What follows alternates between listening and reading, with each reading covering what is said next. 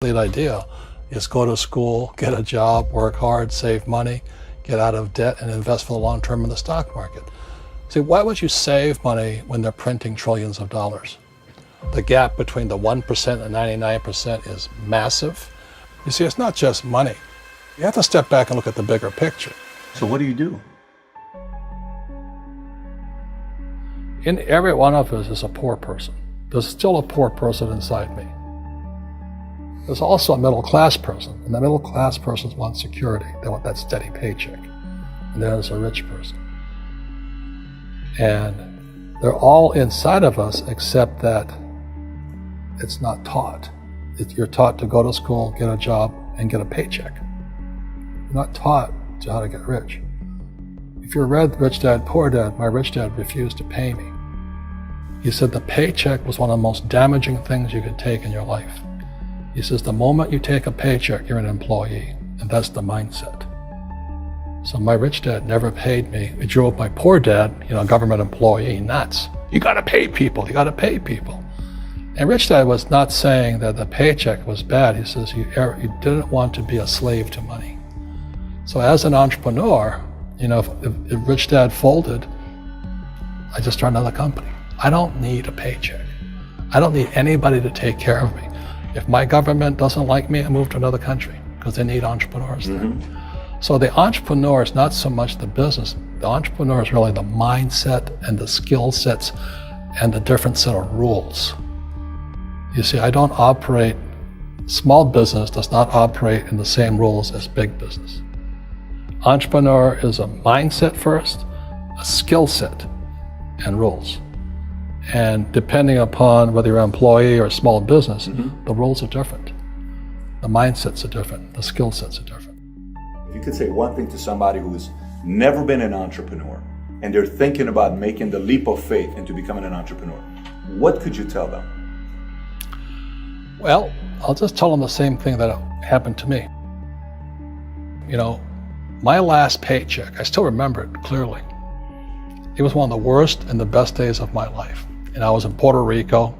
I was working for Xerox, and my boss gave me it wasn't a paycheck, it was a bonus check. I think it was about $30,000 taxable. It's the only problem with that. So I got this check and I went, holy mackerel. So I was excited, but I was also disturbed. And so this other guy comes up to me, his name was John, and John says to me, he says, you're gonna be back. I said, why? He says, because you're gonna fail. I looked at him and said, look, few expletive words, because that's what he did. He left Xerox, failed, and he came back. And I said, look, you failed and you came back, but I'm gonna fail and I'm never coming back. And that's the attitude. Do you know what I mean? If you say, well, if I fail, I'll go back to mommy and daddy, then that's what you'll do. So if you fail, that's when I became an entrepreneur, because I had no money. I had no money for years. I didn't have a paycheck. But that's what my rich dad encouraged me to do. He says, when you don't have this paycheck, you get hungrier, smarter, and it's a test of your character. Will you become a crook? Will you become dishonest? Will you cheat and steal? Or will you become a better human being? So really, that's the benefit of becoming an entrepreneur, is you really find out who you are when you don't have anything. So you always have to look at the big picture. Too many people look at, well, what's going to happen to me? When you look at the big picture, you're also going to know that when something bad happens, something good's going to happen. But you got to prepare for whatever is coming. If you think next 20 years will be like the last 20 years, you're going to get creamed. When you and I go to the supermarket and we buy a carton of milk, we always check for the expiration date. But most people do not check for the expiration date on their brains. Instead of get out of debt, I get into debt. I just refinanced $300 million in debt. I went from 5% to 2.5% interest. I made a fortune. Every month, more money comes in because my cost of money has gone down. So while some financial experts are saying get out of debt, I'm saying learn how to use debt. See, when I came back from in Vietnam in January of '73, the first thing my rich dad said to me was go to school to learn how to invest in real estate. It wasn't real estate, it was how to use debt and taxes. Debt and taxes make the rich richer. Debt and taxes make the poor, middle class, poor. So all the rich guys who are doctors and lawyers or, those guys, they're getting creamed and they don't know why. Doctors are getting creamed. Oh yeah, they're making more money, but the take home is less. Sure. My doctor just yelled at me. He was happy. He says, "Oh, guess what? I finally made $1 million." And I said, "Yeah, this was just 3 weeks ago." And so I said, "Yeah, well, how much you pay in tax?" He says, $750,000 in taxes. So his net was about $400,000. That's not bad. But when I make $1 million, I keep $1 million. And the reason is because I don't make it by working for money. See, if you work for money, you're taxed. So that's why lesson number 1 in Rich Dad Poor Dad is the rich don't work for money. What we do instead is we create businesses as entrepreneurs.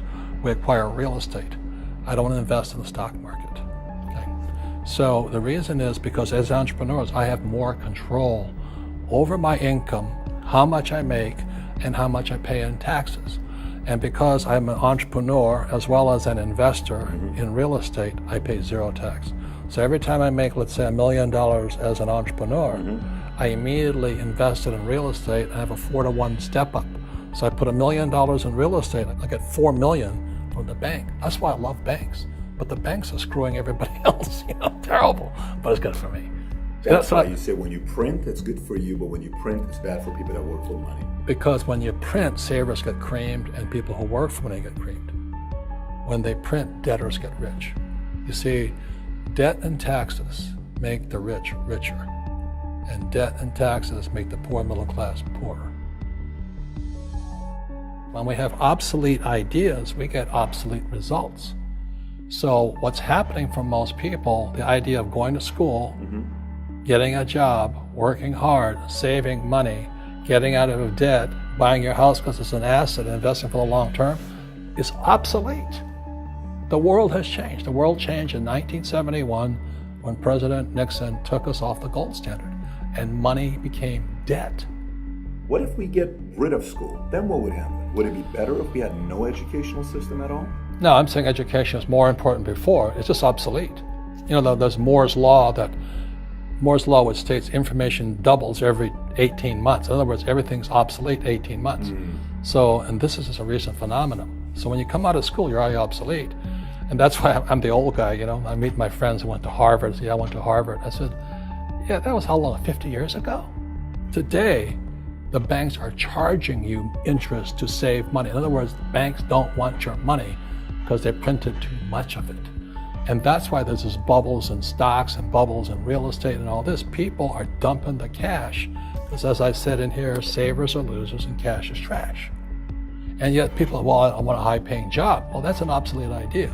Get out of debt is an obsolete idea. You should learn how to get into debt, how to use debt to get rich, and they'll never teach you about taxes. The reason the 1% is way up here and the 99% are going this way is because when you print money, 2 things happen: inflation and taxes.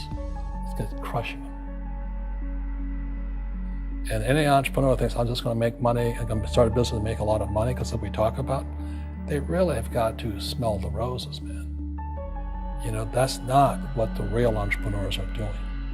Most entrepreneurs, there's 28 million small business owners in America.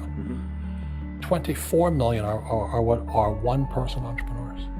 They're called non-employee entrepreneurs.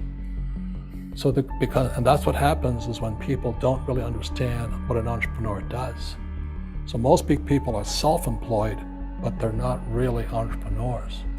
The self-employed pay the highest taxes of all, and nobody tells them that. Yeah, it's also called the entrepreneurial spirit, but what we were actually talking about was there's no such thing as a bad economy. There's external, you and I, we all have an external economy, but we also have an internal economy, and the willpower is to change our internal economy. So for me, I can see the good and I can see the bad. I don't really give a damn because I'm going to be rich anyway. But a poor person with a poor personal economy, all they're going to see is a bad economy because they don't know how to make money in any economy. And a middle class person, they have a middle class economy. What they want is a nice house and a steady paycheck and the job and the car. And so when you take their job away, to them, that's disaster. Well, since an entrepreneur doesn't have a job anyway, it's no big deal. So all I'm saying to people, and it's what Bucky Fuller taught me, is always two sides, you know what I mean? Unity is plural, at minimum two. So if you think the economy is bad, it's because your economy is bad. If you think that steady, employment is important, then you'll see an economy without jobs. Your economy versus the external economy. What you control versus what you can't control. I can control. Yeah, it's called an internal focus versus an external focus. So the real entrepreneur has an internal focus. That if they fall down, they say, "Oh, this is good, because I'm going to go up higher." The average person will fall down and say, "Oh, I'm going to take some Prozac," or somebody has a mistake. Oh, the mistakes don't matter. Well, mistakes matter. It means you didn't know something.